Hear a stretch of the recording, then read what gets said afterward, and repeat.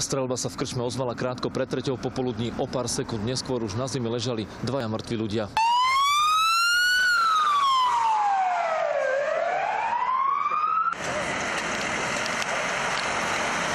Podľa svedkov bolo z krčmy počuť asi pol hodinu pred incidentom krik. Neskôr sa ozvali výstrely. O niekoľko minút boli na mieste policajti z pohotovostnej motorizovanej jednotky. Policajti zistili, že v objekte sa nachádzajú dve telá, a to 31-ročná žena a 42-ročný muž. Peter sa podľa našich informácií s Janou najskôr pohádal, potom z krčmy odišiel a neskôr sa sem vrátil opäť. Vytiahol zbraň a Janu zavraždil. Potom zastrelil aj seba. Podľa prvotných informácií je to rodinný podnik, ona tam pracovala ako brigádnička. To bola taká mladá, pekná, taká fajn slečna. Údajne nejaká vyštudované právo alebo také niečo, ale je z Teplíca. Peter mal Janu podľa našich informácií zastreliť pred očami jej mamy. Tá skolabovala, museli k nej privolať záchranku. Páchateľ bol v minulosti železničným policajtom. Čo ho k vražde viedlo, zostáva záhadou. Teraz je to moc čerstvé, stalo sa to pred pár hodinami, takže zatiaľ momentálne nie je možné poskytnúť bližšie informácie. Ja idem teraz na pivo, že ich tu stretnem. Ja som myslel, že tu bude nejaký garambol alebo